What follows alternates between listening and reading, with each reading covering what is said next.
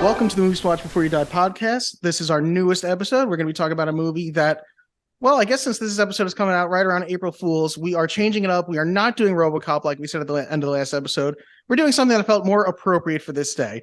A cult classic, a movie that is beloved by many, confused by more. Before I introduce the movie, though, Gab, and before people read the title, hopefully they didn't read the title and already know what movie we're talking about. Gab, do you want to tell people why are they listening to us? Yeah, absolutely. So first of all, they're listening to us because they want to hear all about this classic film, this masterpiece of cinematography. But perhaps more importantly, I'm a former actor with a bachelor's degree in all things theater, performance, character development, script analysis, etc. I'm a former video editor who also went to school for film, video, and interactive media. And I'm also just a guy who loves movies. And not only that, we have some other people who love movies here today to talk with us. Before, again, we get into the movie, we're going to introduce, we have two guests with us who you've heard their names before if you listen to this podcast. Gab, do you want to introduce your guest first? Absolutely. So here with me on the couch in New York City, we have the one, the only, my boyfriend, Corey. Hello. Corey, who you can also hear on Corey Has a Podcast, which you can find in all your podcast places. Yes. And here with me on my couch is my wife, Giselle. Hi.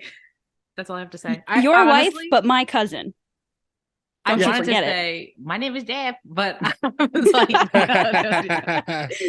no. We did make a whole thing about letting them introduce themselves, and then we kind of robbed them of that. So Was that improper? I like thought what it you was did. fine. Yeah. I like what you did. yeah. We're it was going on good. the fly here. We're going off the cuff. So we're going to talk about the movie. And the movie that we're talking about today is the 2003 cult classic, The Room. And I feel like to really put our guests on the spot, which one of you guys wants to tell me what this movie's about? Corey, I heard him All say. right. I'm going to attempt to do this. What's this all been about? What am I working toward? You think you know everything about me, don't you? I dive at your bottom. I bloody well ought to. The Room is about a dude who has really long hair and he's got a girlfriend that all he wants to do is please her. But for some reason, he created the movie, right? Is it? All right, wait, hold on a second. All he wants to do is please this girl and be successful and be looked at as the person that supports and takes care of everybody in his community. But at some point or other, she betrays him with his best friend of all people. And it becomes a point in the movie where he basically ends his life over it. And that's it. That was definitely not the spoiler-free version, but I didn't say that, so that's fine. Sorry. It works. It does work. Giselle, is there anything that you feel like needs to be included in that? Yeah, he's a true American hero. True American hero. Oh, that's Yeah. true. We That's will all true. have Tommy Wiseau impressions at some point, I hope, because I'm definitely going to do them Oh, yeah. intermittently. So let's see what IMDb says the plot of this movie is. Johnny is a successful bank executive who lives quietly in a San Francisco townhouse with his fiancée, well, his future wife, Lisa. One day, setting aside any scruples, Lisa seduces Johnny's best friend, Mark. From there, nothing will be the same again. Oh. Now, So I was close. you were close, and you know what? That is a very dramatic little plot summary, I feel like. That's like more than our normal plot summary gives. So I'll give you Yeah. credit for that. Which also, that doesn't feel like it is the plot line of a comedy, but I guess we'll get into that more when we get to our opinions. There are so many taglines for this movie, Gab. Oh my God, I can't wait. Giselle, do you want to help me with the taglines? Do you want to read the first one? A film with the passion of Tennessee Williams. Which feels Oh. like the first tagline they came up with before they had an Before understanding they of how even this wrote the would be movie. listened Yeah. to. Yes. The second tagline: can you ever really trust anyone? Ugh. Okay. Experience this quirky new black comedy. It's a riot. Which that What? one feels like, okay, the movie's out now. We've seen how the audience is reacting to it. Yeah. Once you go in, ... you never come out. Which sounds very horrific. So threatening. This is not a Yeah. horror movie. Okay. A story of love and betrayal that will tear you apart. That was I loved that. That was good. That was great. Well done. You know what they say. Love is blind. Do you Interesting. understand life? Do you? Oh my God. Are you ready to see the reflection of your life? enter the room and leave forever changed. Oh. None of these taglines I Disappointing. feel like fully work for this movie, but it's just like it's what they went with. Well, that's because this is this movie doesn't even really know what it is. this movie when they made it had no idea what it was. I will say, a lot of the time when I'm referring to the taglines, I'm like, they didn't know what they came up with. And I feel like for this movie, I shouldn't do that because this movie is clearly the brainchild of one person. Mhm. You see his credit constantly. Tommy Wiseau is the writer, director, producer, and star of the movie. So Yep. let's give the props where they're due. He's also the major financier. He was everything behind this. So I should try and refrain from saying like I normally say they in this nebulous way about like a studio or a group of people, and it's like, no, this is one guy. Yeah. Tommy by himself, miraculously, right? Because, and we'll get into this a little later, but like nobody knows how. We don't know where he got this money. We don't know how he even got to the US, like where he's from, his background. Nobody has any idea. Well, Gab, when we get to the facts, I might have some interesting news to tell you about Tommy Wiseau. I might know a thing or two here.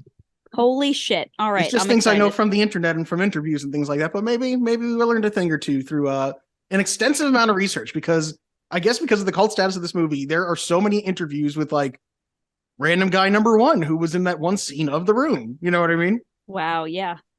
Okay. So Damn. I think though we can get into our opinions, right?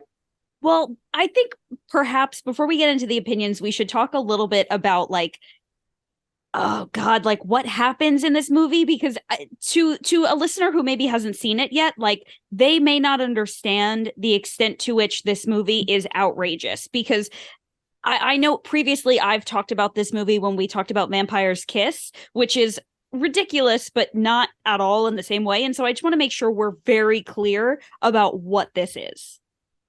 Okay. So when you say what this is, are you talking about describing the tone or are you talking about the events? All of it. Giselle, I believe you said something about the tone. You compared it to a documentary we had watched. Do you remember what I'm talking about? Yeah. So Dylan and I watched on HBO Max The Hunt for Q, a QAnon documentary. Oh, I've Oh. seen some of that. And I remember watching it with Dylan. We were on the couch and I was trying to follow along. And at some point I asked Dylan to pause it and I said, do you understand what's going on? Because I feel like I'm on drugs. I feel like I'm missing something or I'm not smart enough to understand what's going on. And Dylan goes, yeah, no, I don't understand what's going on right now. It doesn't make any sense. And that's how I felt watching this film. I was trying to find some pattern, some plot line. Nothing made sense. Yeah. And it felt like a fever dream or that I was on like LSD. It's like entering the Well- Twilight Zone. Yeah. Well, when the movie started, I was kind of sitting there like, I didn't know what to expect at all. Like I was told this is one of the craziest movies you'll ever see, and then like it's playing, and I'm like expecting to take it seriously, and then stuff just started happening. Yeah.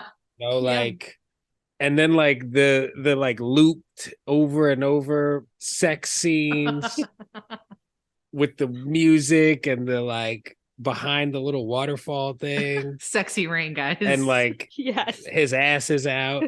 He's know- pumping her belly button. Like it was just and the flowers, and then also the kid coming in the bedroom with them, and it was just kind of like, what is going on? Like there was a lot of what am I watching? Yeah. But it also was very funny too that it was just it didn't make sense in the best way.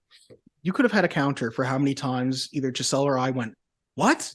During this movie? Like, there's so many times where you're just like, what? What's Yeah. happening? Wait, what? Well- like, and you just keep doing that. And like, eventually you're laughing as you're still going, what? Like, what? So it's funny because we had a hard time finding this movie to stream. And so I wound up finding it on YouTube, but it had Italian subtitles. But prior to that, I found one without subtitles, but it was the quote unquote clean version. So it didn't have any of the sex scenes. So And it was I only was like like- 5 minutes long. Yeah, I was like, what is this movie if you don't have the sex scenes? Like, you're missing the point. So being able to watch it kind of with that understanding of like somebody out there has only seen this without these sex scenes, it blew my mind. Like, you're missing the whole point. But I think the best thing about this movie is, to your, you know, kind of what you said, like the tone versus the actual like plot and like what happens, because this movie, you can tell. I don't care how he spun it. I don't care what happened after it came out and the audience received it. This movie takes itself so seriously. It is hilarious because it's taking itself seriously with a plot that doesn't work. And things happen where characters say, I have cancer, and then you never hear back about it again. There are phone conversations that are so unnatural. Like, it just does not. It seems to be made by somebody who has never seen a movie before. It feels like you put an entire script through Google Translate that was in a different language as well. Yes. Because these people are forced to talk in like what you can tell, like obviously it's written by Tommy Wiseau. And maybe for him, this is how he naturally speaks, because it doesn't sound as weird coming out of him as for these other people who are like, this is not how I would ever talk or how I've ever heard any other human being speak. So when other people are going like, oh, hi, you're like, what? Like, people do not say, oh, hi, this much.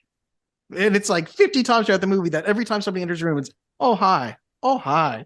Like, there are just random details. And I do feel like we're getting into opinions, but it's fine. There's a detail, and I feel like it's very important because it deeply upset me, where Lisa orders a pizza for Johnny. And I had it written down, but I think I'm going to try and just remember it. It's half Hawaiian and half artichoke and pesto with light cheese. What? Yeah. Who gets this pizza? What sort of monster does this?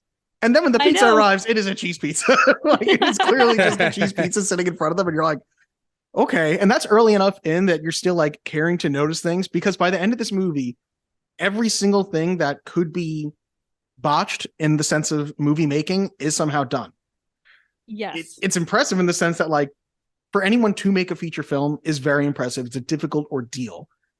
But you could tell that, like, this was not made by people who had made tens or hundreds of movies before. This feels like a first film that somebody did, and this feels like, from the tone and from the plot of it, it is meant to be an epic drama, and instead it is like a farce.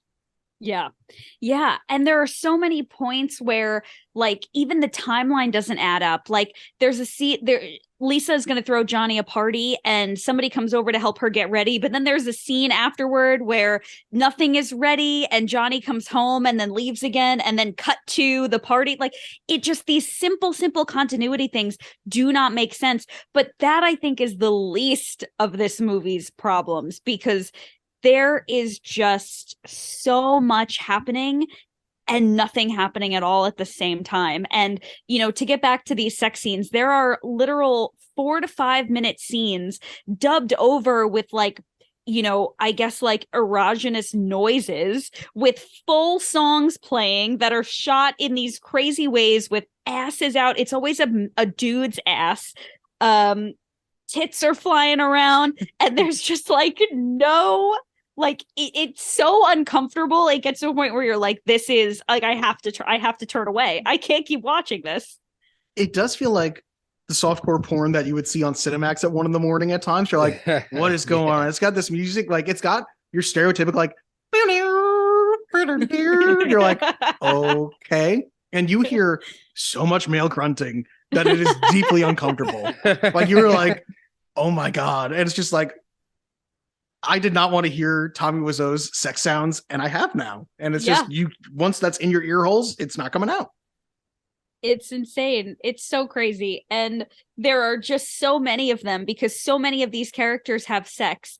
And there's also a scene where there's like drunk, and Johnny like doesn't drink, and Lisa forces him to drink, and then they get drunk, and they're just like, you know, you can tell they're drunk because she tied his tie around her head, and like he's dizzy, and whoa. And it's just like, it's like a movie made by and written by and directed by like an AI that was developed in another country that isn't even really familiar with like Western culture.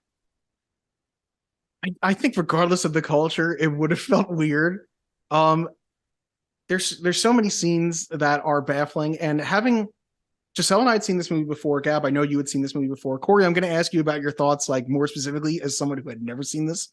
Yeah. Having seen this movie before, I will tell you, not having watched it, you remember like, "You are tearing me apart, Lisa." And like, you remember like a few of those quotes. But then when you're rewatching this movie, it does feel like a fever dream because I literally wrote down every single thing said could be a quote because none of this is how humans speak. Like, Yeah. it is all so like everything. It forces you to pay attention in the sense that you, in order to understand, you have to really focus on what the fuck is happening. And because you cannot understand it, you're focusing harder because you feel like I've seen movies. I should be able to understand it. The movie should tell me what I need to know. And it's like, no, we're not going to do that. Like, yes, they are just playing football in tuxedos for no reason right now. You know what I mean? It's like, okay. Yeah, the tuxedos like came out. I thought the wedding was gonna happen. Yep. Yeah. And then they just went out and played football, which was hilarious. Yeah. There are so many things that happen in this movie that are like so out of left field that you can kind of see like, okay, well, clearly maybe they were thinking that the wedding was going to happen, which is why they were in tuxedos, but then they cut that scene. So it was just random. But like, it can't be. And as somebody who has seen this movie quite a few times, you do remember the big moments. Like you remember the fight with Chris R on the roof and, you know, and what kind of money? And you remember Denny trying to get in bed with them and the pillow fight. And you remember the sex scenes, you remember the tuxedos and all that stuff. But like everything in between was like, oh my God, I forgot. Like, because you think of this movie as something that doesn't make sense and you're like, oh yeah, I've seen that, it's crazy, but like they really do try to string a plot together. They just can't or didn't.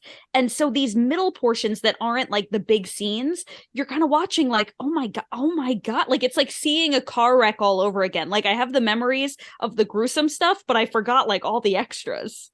You forgot, like, why is there just an arm on the floor? Like, oh my God, where did that come from? And it's like, yeah. Oh wait, no, that's the scene where the guy is getting a blowjob and making a face like a cartoon character. Like, yes, they were doing homework, guys.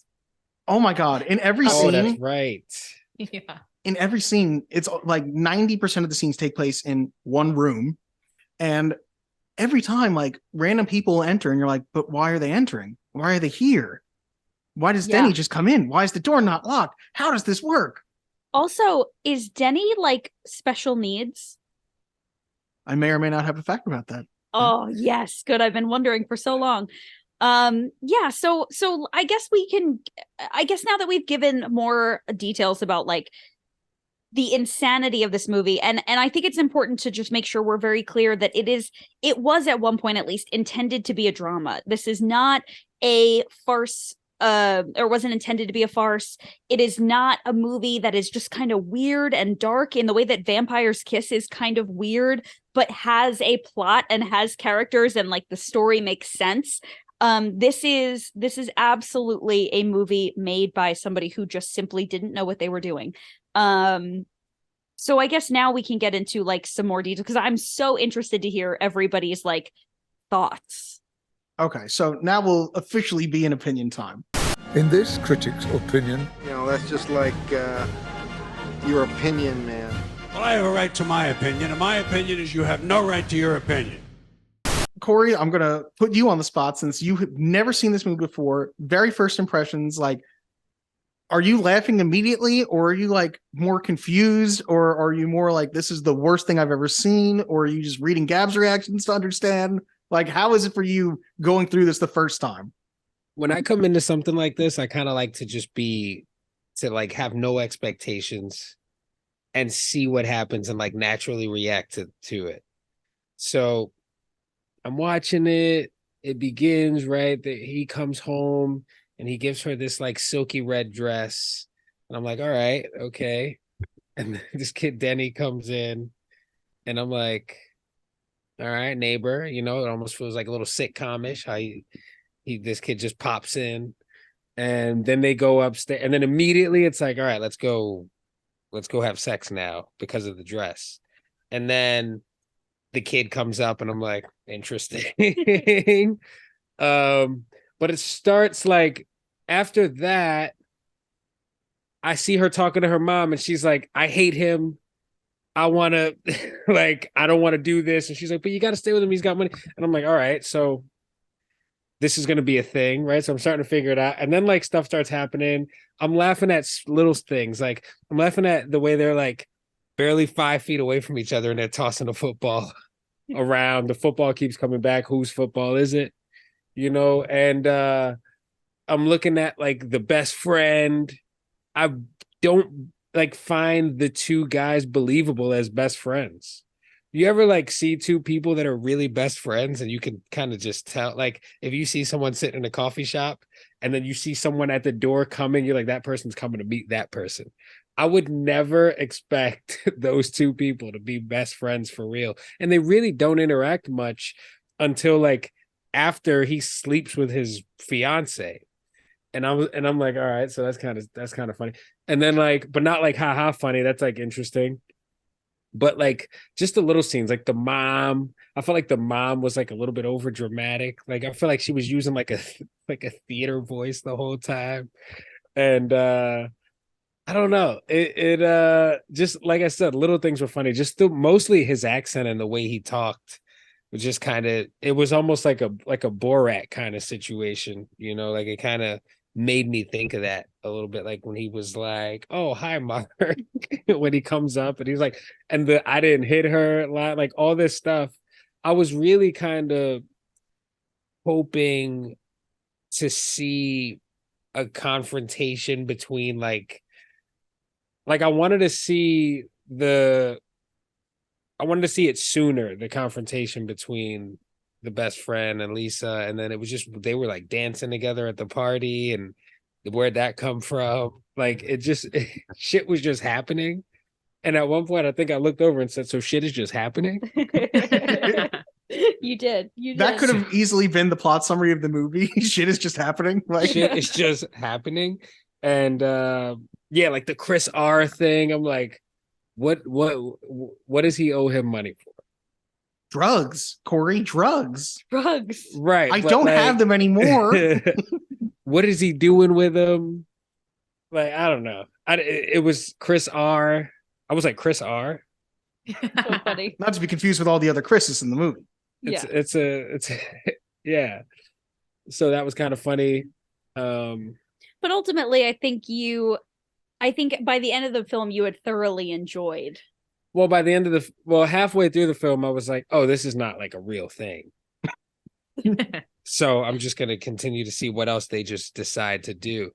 And by the end of it, I just was curious to see how they were going to land the plane. I was going to say, it took until about like halfway for you to like, okay, it is time to give up on logic. There is no logic anymore. Yeah. When he comes in to the flower shop and the lady goes, "Oh, I didn't realize that was you." I'm like, how do you not recognize this person? Although, you know what? We let that go with Arnold Schwarzenegger all the time. So I see why he would have gone for it. But there's also a difference between like, okay, it's the one thing in the movie that it's like, I can suspend my disbelief for one thing. Suspension of disbelief falls by the wayside when it feels like we're in a cartoon universe and nothing is real anymore. When she said, "Oh, I didn't recognize you," I was like, nope. Absolutely not. I would have seen him from across the street. You're my favorite customer. Yeah. And then he goes, "Oh, hi, doggy." Oh, hi, doggy. Now, I know a particularly confusing character for you, Giselle, was Peter. Oh my God. Oh, yes. Yeah. Yes. Oh, the therapist? Yes. To preface, Giselle is currently a behavioral therapist, and she is a student who is still pursuing a psychology degree further. But there are moments where Peter is speaking, and I would just look over at Giselle, and particularly, oh wait, where is it? I got to point it out because I know I took so many goddamn notes for this movie, which feels ridiculous because this is like the least noteworthy movie, I feel like. But 50 minutes in. So many notes. Yeah. 50 minutes in. Oh, I have more facts for this movie than any movie I think we've ever done. Oh, shit. 50 minutes in. Giselle declares she's giving up taking notes on this fever dream disguised as a movie. 52 minutes in. Giselle is taking more notes. Because Peter was saying something and she was like, nope. Do you remember what he said? It was so I actually took a lot of notes. I try and find a lot of patterns. Like I enjoy finding patterns in behavior. And I was worried for Denny. I think I wrote down like Oedipus complex, question mark. I was like, what's happening here? I was like, transference, what's going on? I was like, Denny has no boundaries. Definitely inappropriate relationship with Lisa. Where are his parents? What's happening? Like, I was really trying to see if I could find something of substance, and I really didn't. But I do want to say, and I wrote it down. I said my notes were, "Oh my God, Peter's a psychologist." He says, "I don't want to get involved between you and Lisa," which is great advice. Like, I get that. You don't want to get involved. That would have been fine. But then he proceeds to give terrible advice. And then I said, if anybody listening currently to this podcast feels that your therapist emulates any of these behaviors, find yourself a new therapist immediately. I cannot stress this enough. And I was like, oh no, oh no, this is it is terrible. He is terrible. What does he say? He's just like, I think he says something along the lines of, he's like, I'll stay out of it. And then not 30 seconds later, he's like, listen, you just got to confront her. You got to confront her with the truth. You got to have a harsh conversation and get it out. And then I guess because he's a psychologist, he's able to see that Lisa and Mark are having an affair. And then he confronts Mark, and then Mark threatens him. And he's just like, oh God, I'm so sorry. I'm sorry. She's a floozy. She's sleeping around. It's on her. And I'm like, what is happening? What is going on? That is what a terrible therapist. What a like like most of my notes. I'm like, literally, what is happening? 2 minutes later, what is happening with Denny? I don't know what is happening. Like, I was so unsure of what was going on. What is happening? A gun? Drugs? What is happening? I was so confused. Well, the good thing is Mark puts Peter in his place. I believe Mark says this to Peter. Leave your stupid comments in your pocket, which I've never heard before, but hope to remember and say. Definitely. And I know we're going to get into sort of like a secondary film, but I do think that secondary film does a really good job of kind of giving like a little bit of color to those lines. Which I think we can bring up now. I wouldn't call it like exactly a double feature, but we did, all four of us watched 2 movies in preparation for this. Not only did we watch The Room, it was Gab and Corey's idea that we also watch The Disaster Artist, which is based on the book written by Greg Sestero, who plays Mark. And I'll say this, after The Room was over, I said to Corey, you know, they made a whole movie about the making of this. It's really cool. And he was just immediately like, we have to watch it. Like, it became like, I right? Like, you were like, I need to know. I needed to see. I had to see. Just to feel like you're getting that behind the scenes. You know? There's so much behind the scenes. scenes. Close to the situation. Yeah. And it's so good. Not only did we watch The Disaster Artist, I feel like I've spent 24 hours watching nothing but interviews with Tommy Wiseau and Greg Sestero and other actors talking about the movie. And it is shocking the amount of coverage there is of this movie. I believe it. The only thing that bothered me about The Disaster Artist was that I just feel like Dave Franco is too short. I felt like the height discrepancy was the only thing that bothered me. I thought the movie was great. I love Dave Franco, by the way. I'm just saying. I will tell you, I didn't take close note of the facts for The Disaster Artist. Like, I did, look up the trivia and stuff like that. But one thing it did specifically note that I'm just remembering off the cuff is that Greg Sestero is actually like several inches taller than Tommy Wiseau. Yeah. Yeah. James Franco is reversed. He's several inches taller than Dave Franco. So it's like, well, I guess that is a little weird. Does it ruin the movie or anything? No, but I can see why it was an issue. I also feel like Dave Franco's beard looks so weird to me that Giselle asked me, is that his real beard? And I was like, no. I couldn't stop talking about the beard. I felt like he was wearing a Bradley Cooper costume. It was constant. He was like, you got to pause this. I got to look and see if this beard is real. I was like, you have to give up the beard. It's not a big deal either way. Well, it's the reverse of when we were watching The Room. We both notated at one point, we were like, Greg Sestero, that's a good beard. Guy's got a good beard. And then when he shaves, we were like, oh man, what a baby face. Which is funny because I did not remember in The Disaster Artist, he constantly refers to him as, oh, hey, baby face.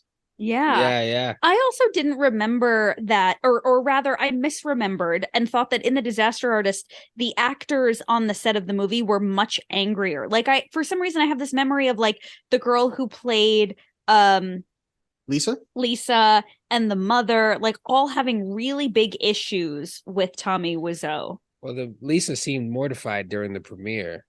Yeah. but Which- like, Yeah, The I mean, mom was it's cool. not a huge spoiler to find out. Like when you read about it slightly, yeah, she was mortified that like she was like, okay, maybe they'll use like 15 seconds, not like 6 uncut minutes of him pumping away at my navel. Yeah. Insanity. Which I have a theory. I am fully under the belief that the only reason she wants to leave Johnny for Mark is because Mark knows where a vagina is. Yeah, honestly, it's a very good theory. I mean, everything else, he's the perfect man, right? He's a true American hero. He has all this money. He's so kind to her. He buy anything for my princess. But he just can't seem to fornicate. I did also write down he does buy anything for her because we see him get flowers like 2 days in a row or something like that. And I was like, no wonder he's the favorite customer. I think it's insinuating that he just buys new flowers every single day, which does seem a bit wasteful by that point. Like, are they just throwing them away every day? Again, you cannot start thinking about logic in this movie because another thing that I never noticed that I know is there now, and it's the reason why if you ever go to a screening of this movie in theaters, which does still happen, I believe it's playing in Oregon in the next couple of days with Tommy Wiseau there. Oh my God. If you ever go to a screening of the movie, people throw spoons at the screen, plastic spoons. And Yeah. Did you notice why they do that?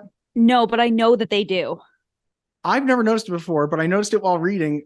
The picture frames have a stock photo of a spoon in them because they just were like, we have no time to put photos of Lisa and Johnny in there. Just leave what's in there. So there's just a bunch of scenes in the room where there's a picture frame of spoons. Shut the fuck Wow. up. I did not know that. Spoons. Damn. Wow. Well, that's something you don't unsee the next time you watch the movie. But I feel like by the time you get to the spoons, you already have to have seen this movie several times to notice a detail that minute because you're so busy being confused by the more surface things. Yeah. Like, Gab, you've seen this movie multiple times. You haven't noticed it. I've seen it now multiple times. I hadn't noticed it. Corey, I would be amazed. Did you notice the spoons in the picture frames or were you too busy I didn't trying to notice the understand? spoons. No, I didn't notice the spoons. I was just I was mostly honestly excited to see like where the plot was going or if there was one. You didn't notice the spoons, right? I Giselle? didn't, but I noticed the pizza. Yes. I brought up the pizza. I said that's cheese pizza. That's not. It was Canadian ham with pineapple. Yes. Yeah, which I think pineapple belongs on pizza. And I think that So is absurd. do I. I think Nope. it's Pineapple amazing. on pizza all day. I'm I like disappointed in pineapple both of you. general. Would you I- put pineapple on a pizza? I've had it. But would you Like actively? would I pick up a piece of pineapple and put it on a pizza? Yeah. Why not? Because it's disgusting. I would.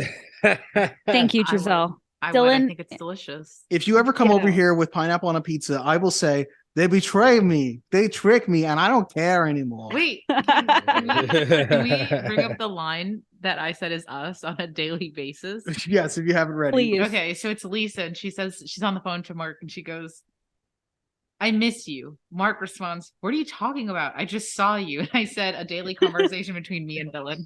What are you talking about? 5 minutes Honestly. into my drive to work and I get Yeah, that phone I'm like, call. "So what are you doing? I miss you. What's going on? What's new?" The other line that I that I wrote down as being something between Giselle and I, and I'm trying to find it here, but it was the thing that I was like, in response to I see your I miss you, I just saw you, and I raise you I said, I want you to do this for me someday. Do you want me to get you a pizza, Johnny? I don't know. I already ordered you a pizza. You think of everything. Because quite frankly, what is life without pizza? Yeah. Not a Um, life that anybody wants to live, including Johnny. Of course. And I guess, we obviously have been talking about spoilers this whole time. I don't feel like any of what we're saying will affect you if you've never seen this movie before. You'll watch it the same way with Oh yeah. befuddlement and confusion. But super spoiler alert towards the end, Johnny does eventually kill himself, but not before he goes on first. What is actually like, he does a good job, this scene of destroying things where he's destroying like even the tiniest of things. Like, I feel Yeah. like you could have seen him pick up a pencil and break it or something. Yeah. And the then TV. the TV, which goes to a shot of clearly like, that is clearly not the way that TV was thrown. But the actual death scene is again, it's just like the cherry on top of a confusing cake, because he just like, first he is air humping the dress that he initially had bought her while he has the memories come back of like the sex scene we've already seen like 7 times now. And there's no effect at all Like, there's not some sort of squiv, there's not some sort of anything. It's just like bang, and like he throws the gun away, throws himself back, and it's like, Johnny's dead. You know what I mean? Yeah. I don't know. It throws me off every time just watching him like throw the gun out of his mouth clearly. It's a lot like a high school production of like West Side Story, where the gun can make noise, but there's no other indication that someone's been hurt. Like there's just not the budget for it. It's like Yes. it's borderline. Like, can we do that? Can we get away with that? So instead, it's just like, how much melodrama can we put into somebody having had a gun in their mouth and pulling the trigger? It also feels like, and Giselle, you'll definitely remember this. I'm not sure if you will, Gab. In Hot Fuzz, where they have the staging of Romeo and Juliet, and she pretends to kill herself at the end with a gun, which is just like a weird inclusion for Romeo and Juliet. But she clearly just puts the gun to her temple and goes, bang! And then it turns into like a song, and it's like, yes, it's clearly done in a comedic way. And this is like not supposed to be comedic, but you just don't know how to perceive it otherwise. Yeah. I thought of it of This Is the End with Jonah Hill. Bang, bang, bang. When he's got the gun and they're all like, no, Jonah. But you know, kudos to him. His hair still looked amazing when he was on that pillow. It was very Pantene. He was like very that hair was laying right. I've never thought about Johnny's hair before, but Johnny's hair does look great throughout this whole movie It because sure it looks does. a lot better than it does in The Disaster Artist with James Franco. Yeah. I think the best thing about this movie is just how much there is to talk about. Like, we do this every week and we talk about the best parts of a movie and we highlight, you know, certain scenes or certain things that happen that are great or weird or funny, but there's almost like nothing you can't talk about with this movie. And it's a quick watch. It's not a terribly long one, so it's not like a big commitment. And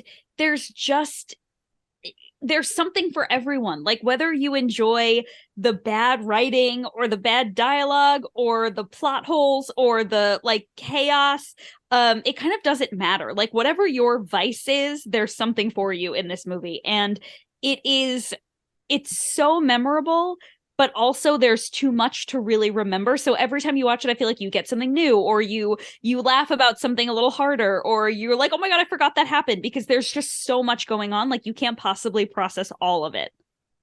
Yeah, it does. It floods you with like too much information. Like, it's like an overload, because one thing I wrote down that I had already forgotten about, there's a whole more interesting movie of Lisa's mom dealing with breast cancer, Edward, her ex, who is talking smack, and her brother who is coming after her house. And I'm like, wow, that's a lot of details for a character who's in like 5 minutes of this movie total. Yeah. Although she did. Sorry, Gab, what were you saying? No. I was just going to agree with Dylan. I just find that out of everybody in the movie, she was the person I was like, she kind of knows what's up. I wrote down, she said, quote, if I were a burglar, you'd be my best friend. Why did they never have a single lock on any door? Not a single lock. And I think the first thing I wrote was, they definitely live in an upper middle class neighborhood, because no one who grew up in a lower class neighborhood would leave their door open. Oh yeah. That is not, I'm not leaving a door open. But she also called out red flags. She was like, why are you doing this? But it's like watching an episode of 90 Day Fiance where you're like, this is terrible and they shouldn't be together. And I know they shouldn't get married, but I have to watch because I have to see this to the very end. And I hope that they get married so that I can see the divorce play out, because it's going to be terrible, because I need to be entertained. And that's what I felt watching this. I was like, red flag, and I need to finish this. It is just like everything is a red flag. Every character doesn't make sense. Yeah. You know what it reminded me of? When I was like first starting out in college, I got an agent, and my agent was like, okay, so send me your reel when you have it, or like when you get home or whatever. And I had this horrible pit in my stomach because I was like, I don't have a reel. Like, what am I going to do? He's not going to continue with me. And my roommate was like, well, we'll just make you a reel. And I was like, what do you mean? And she was like, we will just film fake scenes from fake movies and put it together and say it's your reel. So the amazing. first reel I ever had was fake. It was shot on like a Canon camera. It was like me and a couple of my friends, and every scene was starring me, but it was like 3 minutes of like something that didn't even exist, right? And it was like, it was necessary for me to just have something to show casting directors, and like there was a lot of variety in it and whatever. But at the end of the day, like it wasn't a real movie. It was just me wearing different clothes and having my hair different ways and saying different lines. And this feels like Johnny's attempt at like making his own work so that it can be seen by people and he could be hired for other things. And it just like literally is so bizarre to think that at like 18 years old, I was able to do that like better than he was. But at the same time, like he's super successful from this. Like we cannot state enough how successful this movie has become. Yes, it utterly failed as a dramatic film, but as a film in general, it has failed so spectacularly that it is now like, this movie came out 20 years ago and people still go and see it in a movie theater. Yeah. Like it's sort of got like how Rocky Horror Picture Show has this second life where people love this movie and are devoted to this movie. There are people out there who are that way for this. Yeah. I'm like, seriously, like, guys, I mean it. Like, I'm looking at you guys like, no, really, that happens. I swear. It kind of, I don't know if you guys have ever seen Bowfinger with Steve Martin. It kind of made me think of that a little bit too. And in Bowfinger, he's like, he writes this movie and it's called Chubby Rain. And he's just trying to shoot this movie the whole time. And like you see scenes from it and it looks kind of silly, but it's like, it's Steve Martin and it's great.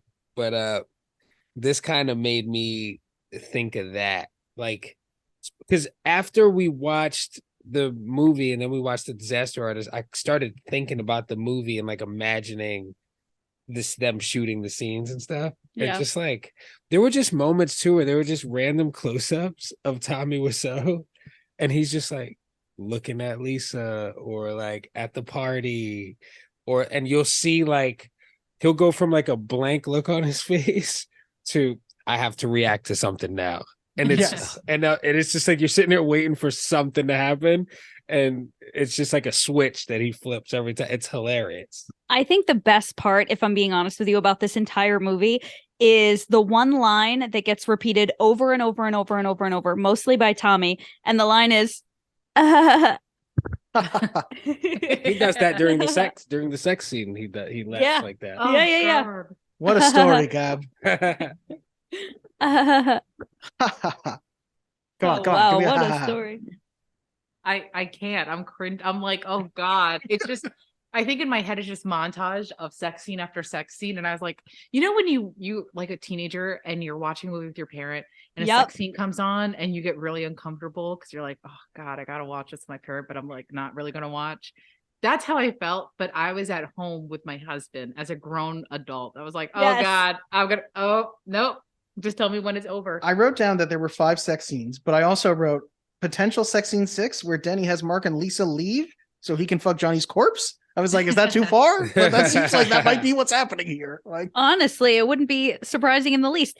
I think for us, the best part was I paused it on the 3rd sex scene and I said, we are on our 3rd sex scene and 22 minutes into this movie. I was doing the same thing. I was like, hour and 5 minutes in, sex scene number 5. Like, I was like, oh my God. I also wrote down for how this movie makes me feel, and it's such a deep cuts reference that I do have to unfortunately explain it. I don't know if either of you are big Law and Order SVU fans. Giselle, you'll get this. There's an episode where Stabler wants to understand this guy who was stuck in solitary confinement for like longer than he should have been. So he goes in and he's supposed to be in there for like 2 days. And the prison guard lets him out and he goes, I said 2 days, not 2 weeks. And the guy's like, it was 2 days. And I'm like, that is how this movie feels. It's an hour and a half, but I'm like, I've been watching this for a day. Like, how did this happen? It really does. It really does. And it's funny because I even said like, oh, it's quick. It's 90 minutes, like whatever. But I did feel like we had been there for hours. But then The Disaster Artist is also like 90-ish minutes and that flew. Yeah, well, I fall asleep a lot during movies and I didn't fall asleep. That is true. Although I was like, you better stay the fuck awake. Yeah. Oh my God. I just like every one of these notes. I'm like, is it ridiculous enough to mention along with the other ridiculous things that we've already said that were ridiculous? You know what I mean? Yeah. One thing I would like to point out that I think is really interesting about this movie is how many like cutaway scenes he just essentially like repeats and reuses. Like there's so many sex scenes that are just reused. The scene of him on the trolley car is reused a couple of times. Like all the shots of San Francisco are just like copy and paste all over this movie. I actually didn't realize he was on the sorry. Oh, no, go ahead. The trolley? I didn't realize he was on the trolley until the end of the movie. I think I only did because I was so hard and looking at like, why is there so much stock footage? And then you think that trolley shot is stock footage, and you're like, oh no, it's not. That is Tommy Wiseau. Yep. Well, he's walking around regular people looking like he's in a death metal band. Yeah. There's also there's the same stock shot of the Golden Gate Bridge used several times, and I guess to like, it's not something totally unusual. Sometimes if you're using the same shot, you're like, all right, this time have like put a digital pan in there so that it's like going across the screen, or like zoom in on this area, or like just try and make it look different a little bit. It's like that meme where it's like, yeah, I can copy your homework, just change it up a little. Yeah. But the one that I noticed so hard is like this shot, which was the Golden Gate Bridge, is just very much zoomed in on Alcatraz. And I'm like, is there supposed to be meaning to this? Or are we just like, did they not realize? And they're like, yeah, zoom in on that island in the background. I'm like, that's a prison, Johnny. Like straight to jail. Yeah. Is that supposed to have meaning? What else crazy. do I have here? Oh, Mark, who is Johnny's best friend. I don't know if you heard. Because we are told that over and over again. And Corey, you're so right. They don't show that. They just tell you that. Yeah. Because when Mark is introduced, it's talking to Lisa. It's not like you see a scene of him and Johnny hanging out, and Lisa's on the phone with him, like clearly seducing him. And he seems so confused. And I'm like, were they in an affair already? It's starting? Does he know her? Like you're so confused because clearly what they did was they filmed Lisa on the phone, told her to say these things. They filmed Mark on the phone, told him to say these things. And nobody was like, okay, here's the in-between lines. Here's like, oh, I'll read this for you so that you know how to react. It's just like, I'll just say these things how I say them and we'll cut it together. Yep. 100%. Yes. And it's so funny because that feels like basic filmmaking 101. Like if you're going to have an actor, I mean, that was my job on Gossip Girl. Like I literally was the stand-in for Michelle Trachtenberg. So anytime somebody was having a conversation with her and she wasn't there, they were having a conversation with me and I just read the lines. And like you could pay anybody to do, like I just don't understand how they were just like, just read this, give like 3 seconds in between every line and we'll take care of the rest. Yeah, and that's why like the conversations where the people are not in the same room do not match up with each other at all. Another thing, because he's a character that I feel like has to be acknowledged. Peter is the therapist character who all of a sudden disappears, and in comes Steven, who only has a name, I think, because I saw it in the credits, but they sort of just want to act like he is Peter, and Peter just changed into a different person entirely. When does that happen? You're talking about at the party? At the party, yes. There's a new character who's like, this is going to ruin it for Tommy. And it's like, who the hell are you, sir? Yes. I don't know you. And it's like, yes, you do. I have been Peter this whole time. And it's like, the movie eventually in the credits just acknowledges that this is a different human being, but it also doesn't want to while the movie's actually playing. It's like, no, that's the same guy. Don't worry about it. I was looking for Peter at the party. Yeah, Peter is gone. The actor ended up like he had a hard out date and he was like, okay, I have to, Tommy, I have to be finished filming by this date. I have to be finished filming. And Tommy's like, oh, what a story, Peter. We'll be done by then. And they were not done by then. So what ends up happening is they just bring in a new guy because they're like, well, we got to finish it still. And that's something I think that's really cool about The Disaster Artist. Number one, my favorite part of the whole movie is when they're on the set and it specifically says like day 52 of 40. Like yes. It clearly just goes way over schedule. But also like, I don't know if we've ever discussed this, but have you guys ever watched Nathan For You? No, I think I've heard of it, but we never watched it. Oh my God. Stop talking to me. Go watch Nathan For You. It stars Nathan Fielder, who is hilarious. And he actually plays the actor who plays Peter in The Disaster Artist. Okay. And he is so funny. Anyway, this is not about Nathan For You, but I can't recommend it enough. It is one of the funniest things I've ever seen in my entire life. I believe it's on HBO Max, and it is essentially him pretending kind of to be like an undercover boss thing, where he like is supposed to help struggling businesses, but he gives them these like terrible ideas and basically just sees if they go along with it. So like, do you remember Dumb Starbucks? No. So Should basically we? there was, I don't know, it was like a thing in the news in like 2005 or whatever, but there was I can't believe we're talking about this. There was a independent coffee shop that was failing because Starbucks was so popular. So Nathan suggests that they use parody laws and make dumb Starbucks, and they have like dumb macchiatos and dumb whatever. And so they made like the logo, and like the little mermaid on the logo has like she's cross-eyed or whatever. And they actually like made a really successful coffee shop, and they opened one in Brooklyn as well. This was in LA. They opened one in Brooklyn. It was actually doing really, really well. It was all over the news. But Starbucks sued them and they had to shut down. But he was doing things like there was a frozen yogurt shop, and he was like, you should have poop flavored ice cream. And so they did. And like, you know, he basically just terrorizes these small businesses, but it's so funny. I can't recommend it enough. You have to watch it. But anyway, Nathan Fielder is the guy's name. He played Peter in The Disaster Artist, and I think he's the best part of the whole goddamn movie. That's crazy because I don't agree with that. All right, that's fine. Yeah, like It may be an exaggeration. I didn't even know who the actor was, so I was like, oh, I guess they just like didn't care about who they got for Peter. The one person who like Lisa, Tommy Wiseau is like, if you buy the DVD, Tommy Wiseau is the cover, like, and the poster, it's just Tommy. But the star of this movie, I feel like, is really Lisa. Like, she's in almost every goddamn scene. Yeah. They got, at first, I was like, who is this actress in The Disaster Artist that's playing her? I don't think I recognize her. And again, to bring it back to the fact that, well, both of us, Giselle, have watched way too much Law and Order. I looked at Giselle during the movie and I went, she's from Law and Order. She's that girl who, you can't kill me. I'm already dead. And she immediately was like, oh, of course it's her, because once you've seen enough Law and Order SVU, you just know those things. That's so funny and so fucking crazy. We could go back and forth on random Law and Order lines. I'm taking you guys out to Red Lobster. Yeah, you know what that means. Okay. Interesting. I'm your lawyer. I'm sorry. Okay. This is not about random things for SVU, though. Or Nathan, for you. Should we start getting into some facts? Because I feel like we could just keep talking about every scene in this movie. Yeah, let's get into some facts. I want the truth! Face the facts, ducks. Facts have no place with an organized religion. I feel like the biggest thing that I want to start with is the budget. Now, Giselle, you can see it, so I'm not going to ask you.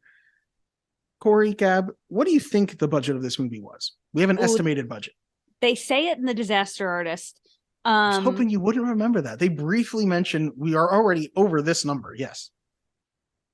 I remember them saying something about 5 million. I was going to say 5 million. I thought it was 5 mil. That is the number that they say in the movie. The estimated budget is $6 million. Okay. Yikes. What a waste.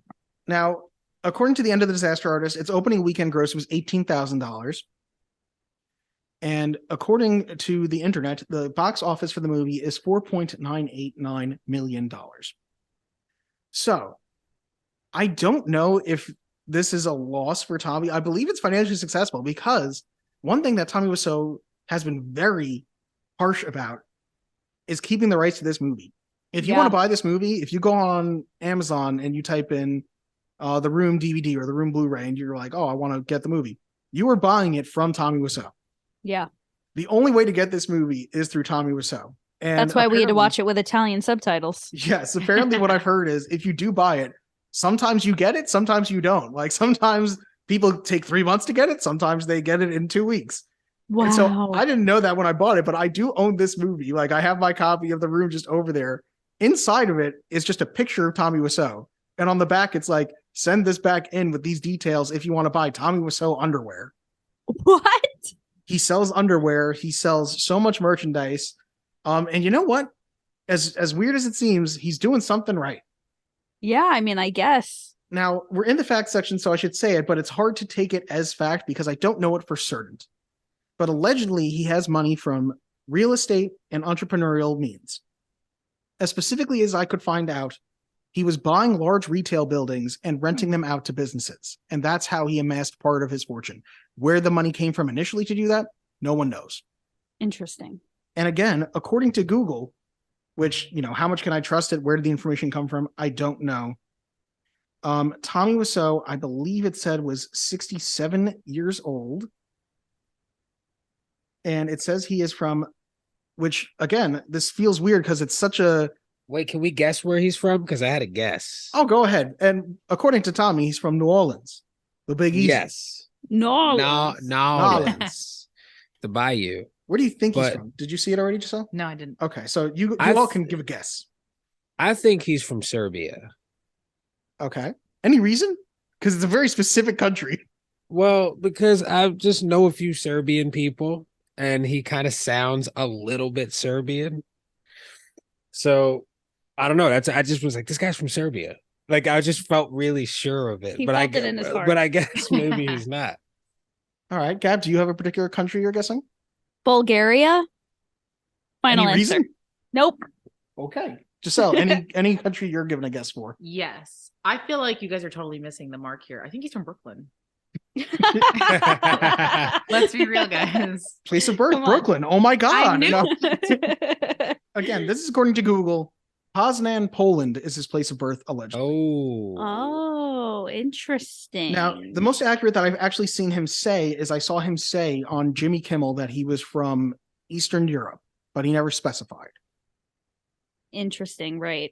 I did see that clip of it was him and James Franco, right? Yes. On Jimmy Kimmel. Yeah, we didn't watch it, but I said we were going to. I watched so many. You didn't miss much. Do you feel like he's in like WITSEC? But like, If he is, he's doing a terrible job. You know what I mean? That like something shifty in his past, and he has to hide. And Tommy's not really his actual name. Tommy And he's been Wiseau on is the not his run. actual name. I know that for certain. How do you know that? I Yeah. remember seeing, I'm not sure if it was him or Greg Sestero. Somebody said that they knew that for certain, that like he had a different name initially. Like he picked the name Wiseau. I can't remember what the reason was though. Interesting. All right. But We know people that work for one organization that if they risk their job, if they risk their jobs and imprisonment, we do know people who could try and look him up somehow. Yes. But no. Okay. So that makes us seem so shady, Giselle. I just didn't. It really does. I just didn't want to say, because you don't know who's listening. You don't know who has a gripe with this organization, and I don't want to endanger. We know of individuals who work at the Internal Revenue Service. You can't say that. You have to beep it out. We know individuals that work. Beep, beep, beep, beep, beep, beep. Well, Okay. I would like to Venmo these people if they're willing to do my dirty $1, work. a single I've dollar. got $3 whole in my Venmo balance right now. Okay, so let me get into some more facts here. Okay. So according to IMDb, this has a 3.6 out of 10. On That's a Rotten shame. Tomatoes, the tomato meter gives it 26%, an average rating of 3.6 out of 10, They're with missing the 8 point. fresh reviews and 23 rotten. The audience score, 47%, with an average score of 2.8 out of 5. So this was written, produced, directed, and stars Tommy Wiseau, who was also in The Disaster Artist, Best Friends Parts 1 and 2, and Samurai Cop 2, Deadly Vengeance. He also directed and wrote the upcoming Big Shark. Is that what you were telling me about? Yes, I have to send you the trailer for it. Was that part two Please. of like The Big Short? No, I don't believe it's related to The Big Short. Good question. This also stars Greg Sestero as Mark, who was known for Best Friends Parts 1 and 2, The Disaster Artist, and Dude Bro Party Massacre 3. And the last person that I felt was worth mentioning here is Juliette Danielle as Lisa, who you may also know from Ghost Shark 2, Urban Jaws, Have You Checked on Denny, and Texas Cotton. Have you checked on Denny? What is It's that? a YouTube short. Oh, okay. Yes. So side note, I feel like she is very similar to this girl that I know. Well, let me backtrack. I went to college with a girl, another acting major, whose sister was the girl in The Human Centipede. Do you remember that? Okay. I remember that. I never saw Wait, it. was she the one on the butt or on the right? Like, Are you asking if she's the front, middle, or back of the Yeah. centipede? Yeah, Do you yeah, remember, Gab? I don't recall specifically, but I know she was like the main girl. I believe it's a man at the front of the human centipede. Yeah, I think so so. she, I she's think definitely she not was on getting a the good back. end. I think the front she is the was- best end to be in on the Human Centipede. Hot Oh, take. 100%. 100%. Give me the front all day. Put me in the first of all, you put me in the middle, I'm dead in 10 minutes. Put me on the end, probably 20 to 25, but I am not making it through the night. But she was so excited. Her sister was so excited. They were like, "Oh my God, she's gonna be famous." And I was like, here's the thing. She'll never work again. Like, she will just never work again. And I think no matter how successful a role like that is, or a movie like that is, or how cult classic-y it becomes, like, you are just talk about the ultimate, like, you just have like this big scarlet letter on your resume and you will never work again. It's too infamous for that, which is why I will point out, of the many things I watched, there is a mockumentary, The Room Actors, Where Are They Now? And that was made by Robin Paris, who plays she plays Michelle in the movie. And I will say, it was actually really nice to watch all these actors do something where it felt like they actually got to act in something coherent. Like, I'm going to put in the description below, because it was actually it was interesting, and it was cool to see like all these people that you're like, oh wow, look at them, they still exist and they are doing this, and they can be like intentionally try and be funny, Yeah, I'd like to see that. That's nice. I feel like I also should put, just because it might be worthwhile, Greg Sestero as Batman and Tommy Wiseau as Joker doing a scene from The Dark Knight. Oh no. It's kind of cool.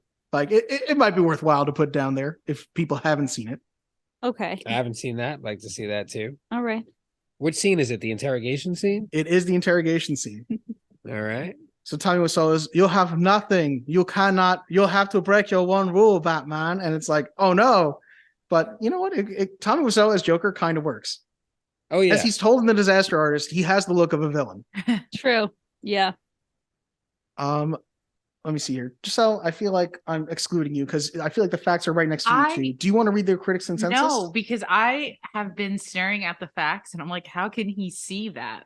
The font is so tiny. I have glasses. I'm closer to the screen. I'm like, oh my God, how can he see? So that is you, babe. I'm also normally sitting closer to the computer, and I normally botch it far more when I'm sitting closer reading it. So you know what? Maybe I need the distance. You need the pressure, I think, because you haven't botched anything so far. You know what? I'm rising to the occasion. So let's talk about the critics' consensus from Rotten Tomatoes. A bona fide classic of midnight cinema, Tommy Wiseau's misguided masterpiece subverts the rules of filmmaking with a boundless enthusiasm that renders such mundanities as acting, screenwriting, and cinematography utterly irrelevant. You will never see a football the same way again. That's the perfect review, I think. Yeah. Speaking of, I've got just a couple of very short reviews. Brian Eggert from Deep Focus. There's no denying the pleasure one receives from the viewing experience, not from the film per se, but from the experience of watching the film. Yeah. Sean Edwards from Fox 4 Kansas City. I didn't get it. Maybe because I watched it alone. This film isn't intentionally bad, but it's bad. Then you got it. Yeah, I think you can't watch it alone. I think it definitely will hurt the experience to watch this by yourself. Yeah. And I think what makes it good is the fact that it is not intentionally bad. Like, if this movie was trying to be bad, it would not work. Yeah. Josh Larson from Larson on Film has what every landmark bad movie needs: total commitment. Yeah. And Chris Stuckman, the YouTuber from chrisstuckman.com, trust me, you've got to check this thing out at least once, especially if you like football. Yeah. What a story, Dylan. Oh my God. Did I tell you guys that I got my test results? I'm definitely dying. I definitely have cancer. Not cool, Giselle. Definitely panicked for a second there, but we're good. The fact that she said that and Lisa's like, I can't talk about this, Mom, proceeds to talk about something else. She brushes past it saying, they're curing people every day. Wait, but I thought, sorry, to go back to something that Gab said, didn't you feel that Lisa looked like Xenon, girl of the 21st century? Oh my God, yes. Wow. Yes. I always thought that she was just not attractive enough for this role. You know what I mean? And like, one could argue that if Tommy Wiseau is the lead in this, like the romantic lead, then like it kind of doesn't matter what Lisa looks like. But like, I just always felt like this is the girl everyone's fucking fighting over and sleeping with. Like, really? I got it though. I was like, you know what? She's looking cute, but I just in my head kept saying like zoom, zoom, zoom, make my heart go. But I kept saying to Dylan, I don't want to diagnose her. I can't diagnose her, but I'm about to diagnose her. I was like, this is unsafe. She is unsafe right now. She is just engaging in risk-taking behavior. And I was like, this is not right. And no one is. Oh, sorry, what would you gonna say? diagnose her with? I don't She know. said she can't. No. I thought that because she had a lot of risk-taking behaviors, there's a lot of promiscuity. There is like, I was like, maybe some BPD. That's what I said. But again, I don't like, I can't diagnose her, but I was legitimately like, she is not surrounded by people that are supporting her. They are bringing her down. Red flags all over the place. No one cares. I thought the biggest red flag was the mother who was like, it doesn't matter if you love him. He has money. Yes. I was like, yikes. Yes. I was like, ma'am, what is that? Like, she just needs someone that understands her and is like, girl, what you're doing is not right. Like, you got to get your life in order. And I thought her friend Michelle was that, but Michelle was like, oh, you guys are having sex? That's crazy. And then all I have to say, Giselle, XYZ, examine your zipper. Yeah. We were doing homework, guys. Oh my God. I went back, and I love that he left his underwear. We had the whole scene where he went back to get the underwear. He was embarrassed, haha. But then we had to rehash it in the next scene where he told the story of what we literally just watched. I was like, oh my God. What's even weirder is Tommy's reaction. Like, he's not just laughing at him. He's like, that is live. Like, it's like, what? Yeah. No, it's not. Like, is this a metaphor? Like, life is leaving your underwear out in the open. You know what I mean? Like, I don't get it, but okay. Well, he's trying to I feel like he was trying to appear like he was like this important big brother figure to all these people. That Like, is he the was, vibe the movie wants to give you, that he is like, everybody looks to Johnny. Yeah. Even though Johnny is like as incoherent as every other character in this movie. But yeah, he's the hero they deserve. You know what I mean? He's not the hero they need. He's the hero they deserve. Like, didn't he take Denny to the movies at one point? They talk about it. They talk about it, but they never actually nothing Yes, he's happened. like, what movie are we going to see? He's like, I don't know. Don't plan so much, Danny. Like, I'm like, okay, they're just going to show up at the theater. Yeah, we're gonna just get there and see if they have movies. Yeah. And I love that, Dylan, your Tommy Wiseau, your Johnny, is the Count from Sesame Street. It is? Is that what it sounds like? Yeah. You're like, Is it not enough H? I need more. No, I can't do it. It's over. I'm the Count now. All right, let's get into more behind the scenes facts. According to Greg Sestero, Tommy Wiseau submitted the film to Paramount Pictures, hoping to get them on board as a distributor. Usually, it takes 2 weeks to get a reply from a studio. This movie, however, was rejected within 24 hours. Yep, that tracks. According to Tommy Wiseau, Denny has some sort of mental disorder, which explains his behavior in the film. Tommy did not mention this to Philip Haldeman, the actor who played him, during production. Amazing. The movie was shot simultaneously on 35mm film and HD video.